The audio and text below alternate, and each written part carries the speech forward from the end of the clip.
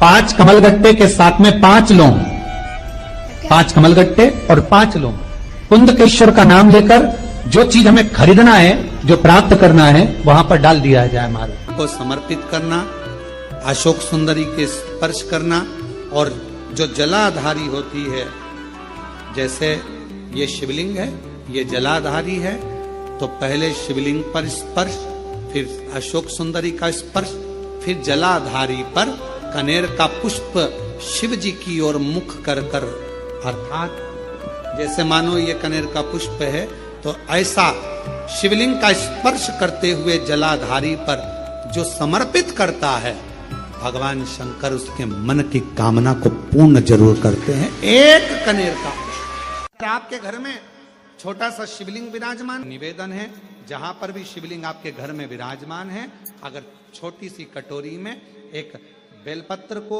आप नीचे रखिए, छोटी सी कटोरी उस बेलपत्र के ऊपर रखकर उसमें थोड़ा सा मधु, शहद, शंकर भगवान की साक्षी में शिव जी के सामने अगर शुक्रवार की शुक्रवार रखना प्रारंभ कर दो, धीरे धीरे संपदा की वृद्धि अपने आप होना प्रारंभ हो। किसी भी अष्टमी पर एक बेलपत्र, 3 शमी पत्र, आप कभी दिल से, कभी मौका मिले हृदय से अशोक सुंदरी वाली जगह का स्पर्श कर कर भगवान शंकर के शिवलिंग पर एक बार समर्पित कर कर देखना, और दूसरे वर्ष इंतजार करना कि तुम अष्टमी के दिन बाबा को शमी पत्र बेलपत्र दिया था, क्या बाबा ने तेरे घर में धन और वैभव दिया कि नहीं दिया। जो स्थिति में गाड़ी चल रही थी, वो स्थिति की गाड़ी तेरी पार हुई कि ना।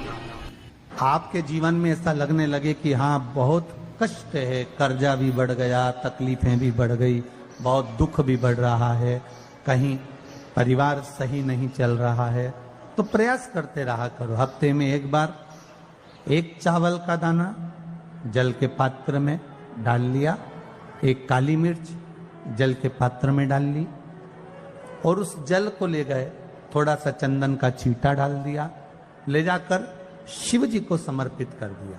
शंकर को जल चढ़ाने के लिए 5 स्थान हैं जहां शिव को जल चढ़ाया जाता है, और शंकर उस जल को स्वीकार करते हैं, जिसको पंचगंगा कहा गया। 5 स्थान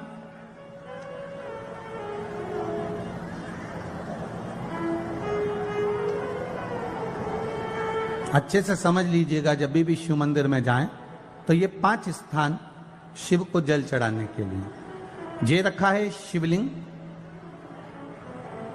गोल जलाधारी, ये चरण जहां से पानी नीचे की ओर जाता है।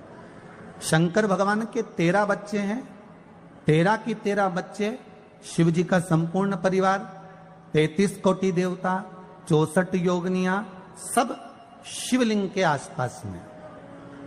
आप शंकर जी के मंदिर में जाकर ये कभी ना विचार करना कि पार्वती जी को ढूंढना पड़ेगा, या गणेश जी को ढूंढना पड़ेगा, या कार्तिकेय जी को ढूंढना पड़ेगा, या भैरव को ढूंढना पड़ेगा। हमें शंकर के मंदिर में जाकर किसी देवता को ढूंढने की जरूरत नहीं है। जहां शंकर भगवान का शिवलिंग रखा हुआ है वो माता जी का हस्तकमल है, माता पार्वती जी का स्थान है। जहां शिवलिंग रखा है वो शंकर भगवान है।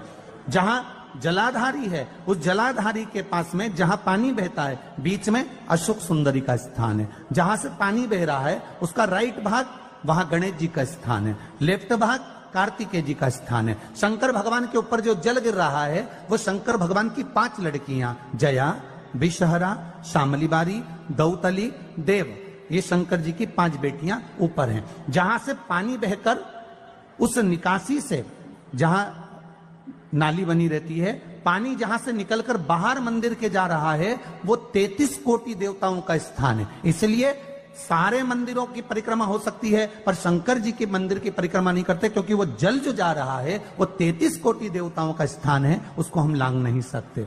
वो स्थान जल चढ़ाते समय आप इसका स्मरण रखें।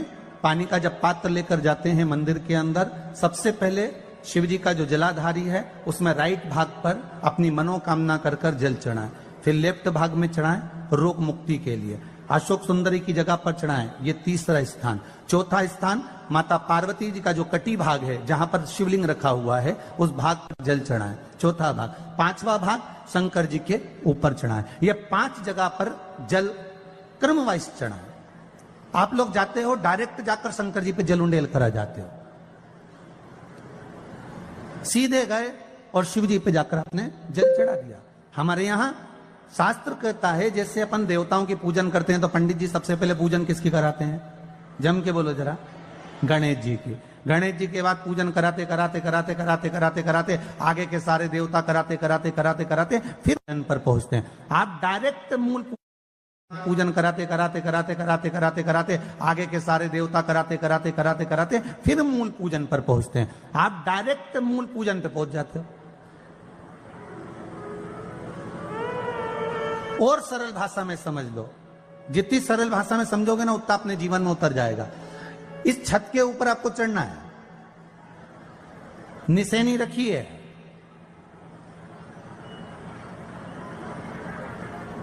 पाए लगे हुए हैं, आप कैसे चढ़ोगे? एक एक पाए पर पांव रखकर चढ़ोगे कि डायरेक्ट पहला पे रखोगे आखिरी पर? जम के बोलिए जरा, एक एक पाए पर पांव रखोगे ना कि धीरे धीरे हमको चढ़ना है।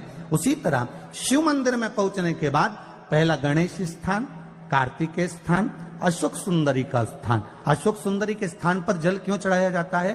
क्योंकि भगवान शंकर की सबसे छोटी लड़की जो है वो अशोक सुंदरी है। और ये जो छोटी लड़की है अशोक सुंदरी, ये नारी को अखंड सौभाग्यता का वर प्रदान करती है। कौन सी नारी को? किस नारी को अखंड सौभाग्यता देती है? तो महाराज शास्त्र कहता है जिस नारी के भाग्य में लिखा होता है कि इसको वैधव्य होना है, इसके पति को समाप्त होना है, अगर वो नारी अशोक सुंदरी वाली जगह पर जल चढ़ा देती है तो पति पर अगर काल भी मंडरा रहा होता है तो मां अशोक सुंदरी महाकाल से कहकर काल को टाल देती है। वो अशोक सुंदरी का स्थान, वो माता अशोक सुंदरी का स्थान।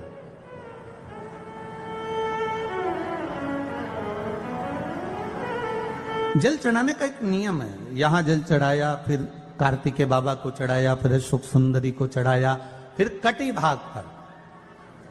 ये कटी भाग बड़ा विशेष भाग है महाराज, बहुत बहुत ध्यान दीजिएगा। जिस पति और पत्नी में विवाद होकर अदालत तक बात पहुंच गई हो और तलाक तक की नौबत आ रही हो, महाराज उनको जोड़ने के लिए ये कटी भाग मूल होता है। कौन सा कटी भाग? जहां पर शिवलिंग रखा है, जहां शिवलिंग रखा है ये कटी भाग मूल होता है। कहते हैं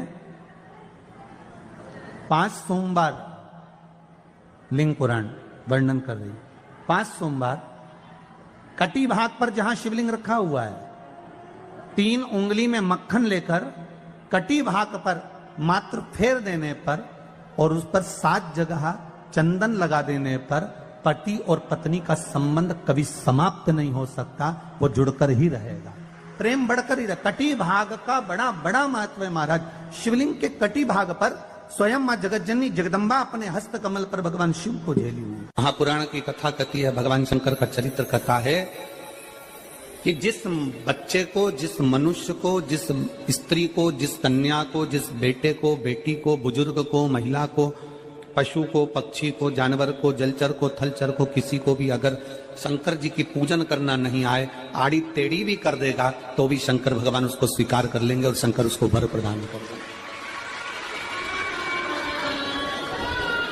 शिव उसकी पूजन को स्वीकार कर लेते, शंकर भगवान उसकी पूजन को स्वीकार करते।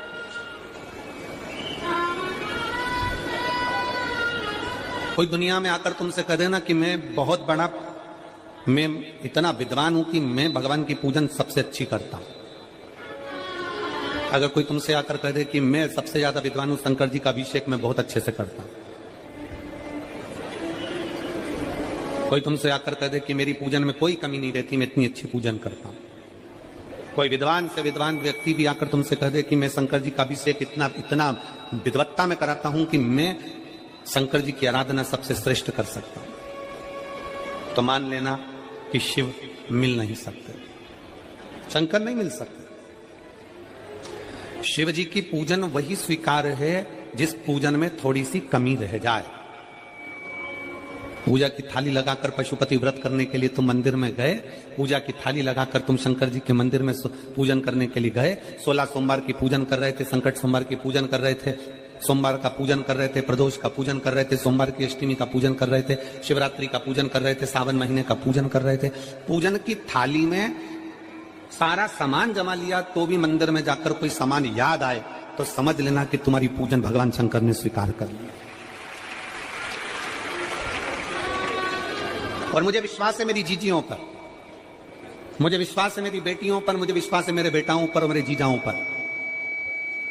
मेरी जीजियों ने, मेरे जीजाओं ने, मेरी बेटियों ने कभी तो मंदिर में पूजन करी होगी। बोलो करी कि नहीं करी किसी मंदिर में जाकर पूजन? जम के बोलो जरा, करी है ना?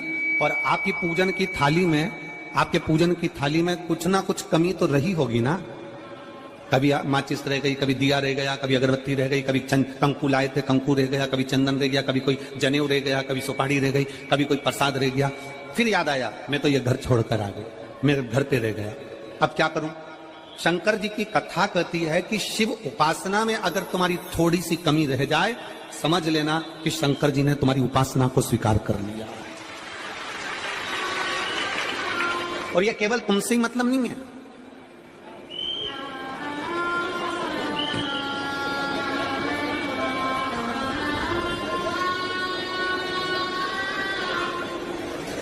केवल आपसे मतलब नहीं है कि आप ही आपकी पूजन में ही उपासना में कमी रह जाए।